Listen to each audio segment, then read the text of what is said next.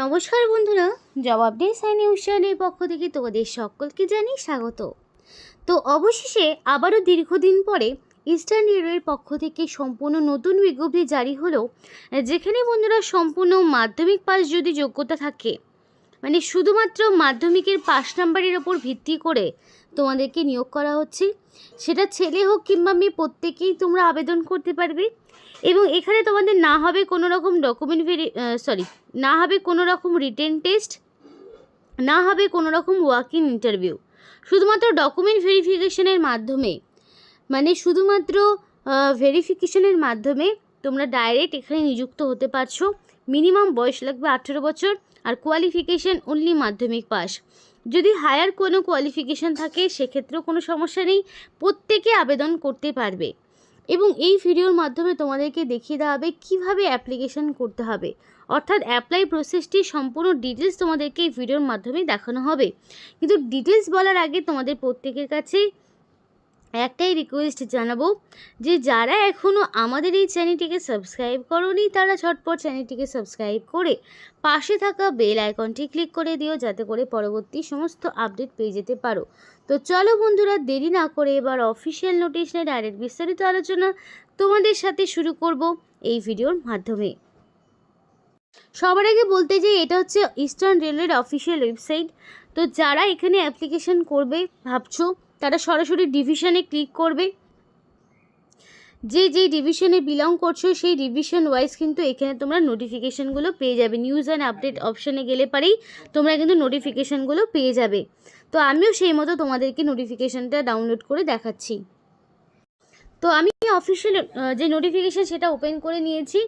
তো এখানে তোমাদের মিনিমাম বয়সটা কিন্তু 18 বছর হতে হবে। 18 বছরের নিচে হলে হবে না। 18 থেকে তোমার বয়সটা 40 বছরের মধ্যে হতে হবে, তবেই তুমি এখানে অ্যাপ্লিকেশন করতে পারবে। আর এরপরে তোমাদের যেই এডুকেশনাল কোয়ালিফিকেশান, সেক্ষেত্রে তোমাদেরকে লাগবে মাধ্যমিক পাস, যে কোনো বোর্ডের আন্ডারে মিনিমাম মাধ্যমিক পাস। সেটাও কিন্তু নোটিফিকেশানে পরিষ্কার বলে দিয়েছে, কোনো রকম ITI এর যোগ্যতার প্রয়োজন হচ্ছে না। আর থাকলেও কোনো সমস্যা নেই, কারণ শুধু দেখবে মাধ্যমিক পাস রয়েছে কিনা। মাধ্যমিকের যদি শুধুমাত্র পাস নম্বরটুকু থাকে তাহলেই তুমি এখানে অ্যাপ্লিকেশন করতে পারবে। এবং এখানে তোমার লোকালিটিতে, তোমার লোকাল পুলিশ স্টেশনে কোনো রকম ক্রিমিনাল রেকর্ড থাকা যাবে না, এবং ফিজিক্যালি ফিট অ্যান্ড ফাইন থাকতে হবে। এবার দেখো অ্যাপ্লিকেশন ফর্মটি কীভাবে পূরণ করছি সেটা দেখে নাও। সেইভাবে অ্যাপ্লিকেশন ফর্মটি পূরণ করবে বাই হ্যান্ড, এবং তোমাদের ওই বল পয়েন্ট পেন দিয়ে অ্যাপ্লিকেশন ফর্ম পূরণ করতে হবে, কোনো রকম কাটাকাটি করবে না। যেহেতু অফলাইন সাবমিশন, তাই এডিটের কোনো অপশন পাবে না। তাই যখন অ্যাপ্লিকেশন করবে সম্পূর্ণ সঠিক এবং নির্ভুল তথ্য দিয়েই অ্যাপ্লিকেশন করার চেষ্টা করবে। তো দেখো এখানে তোমাদের নেম অফ দ্য অ্যাপ্লিকেন্ট, তোমার এখানে ব্লক লেটারে তোমার নাম থাকবে, এবং মাধ্যমিক বা তার সমতুল্য পরীক্ষার অ্যাডমিটে যেই নাম রয়েছে সেই নামটাই এখানে বসাবে। তারপরে ফাদার্স অথবা হাজব্যান্ডের নাম। তো তোমার বর্তমানে যিনি গার্জেন রয়েছেন, যেহেতু ছেলে মেয়ে নির্বিশেষে প্রত্যেকে আবেদন করতে পারবে, ম্যারিড আনম্যারিড প্রত্যেকে আবেদন করতে পারবে। তো সেই অনুযায়ী তোমার যিনি বর্তমান গার্জেন রয়েছেন তার নাম তোমাকে বসাতে হবে। তারপরে ডেট অফ বার্থ। এবার অ্যাকর্ডিং টু মাধ্যমিক বা তার সমতুল্য পরীক্ষার অ্যাডমিটে যেই ডেট অফ বার্থ রয়েছে সেই ডেট অফ বার্থ তোমাকে বসাতে হবে।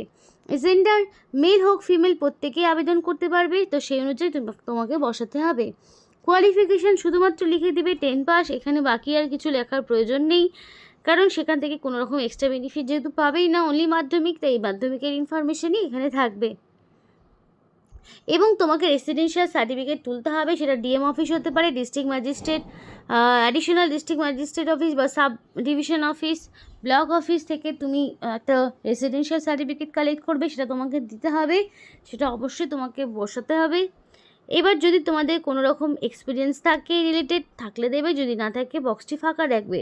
যদি এর আগে কখনো কোনো রেল স্টেশনে কাজ করে থাকো দিতে পারো, আর যদি না থাকে তাহলে ফাঁকা রাখবে। ক্রিমিনাল রেকর্ড তো অবশ্যই থাকা যাবে না, এবং অবশ্যই তোমার লোকাল পুলিশ স্টেশন থেকে একটা পুলিশ ক্লিয়ারেন্স একটা কালেক্ট করতে হবে। তারপরে তোমাকে দিতে হবে আধার কার্ড কিংবা ভোটার কার্ড, যে কোনো একটি তোমাকে সাবমিট করতে হবে, তার নাম্বার এখানে তোমাকে বসাতে হবে। কন্ট্যাক্ট নাম্বার, ইমেল, এখানে কন্ট্যাক্ট নাম্বার এবং ইমেল দুটোই দিয়ে দেবে।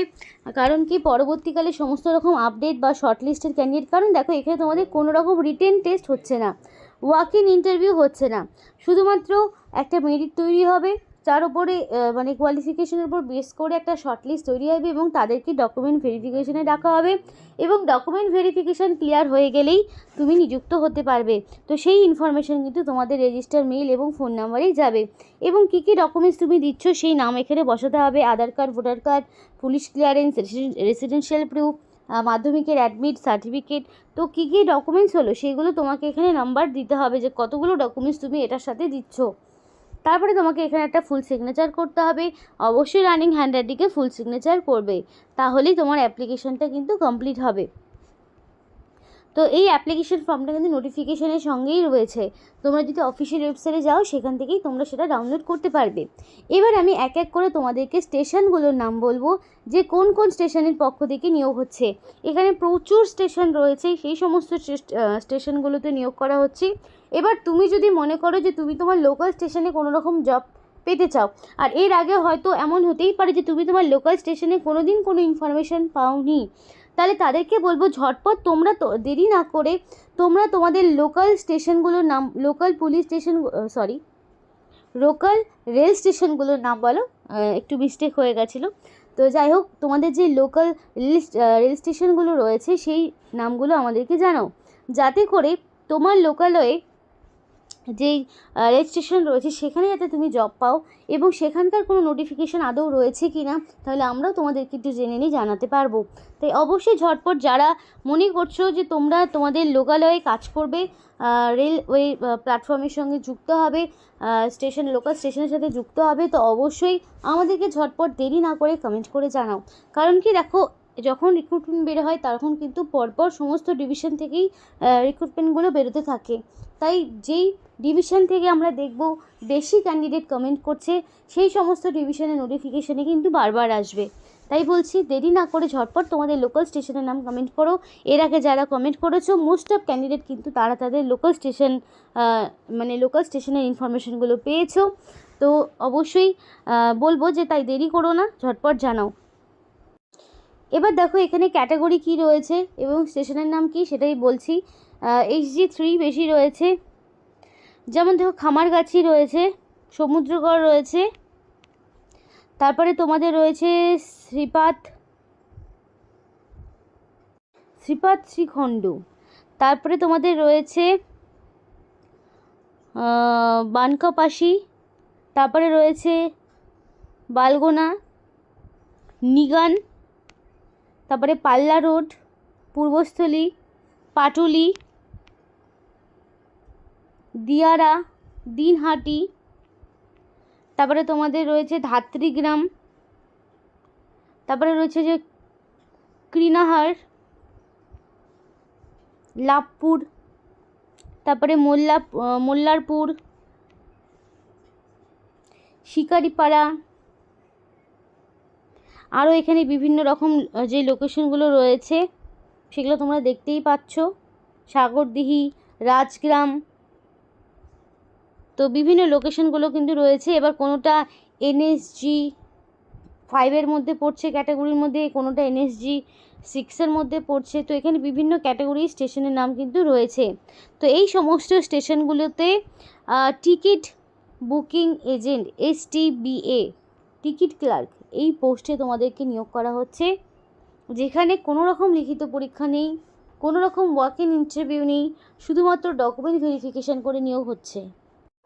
এবং এখানে যে স্যালারিটা তোমাদের টিকিট সেলিংয়ের ওপর বেস করে সেই পার্সেন্টেজ তোমরা একটা কমিশন পাবে, যে যত টিকিট সেল করতে পারবে সে তত পার্সেন্টেজ এখানে ইনকাম করতে পারবে।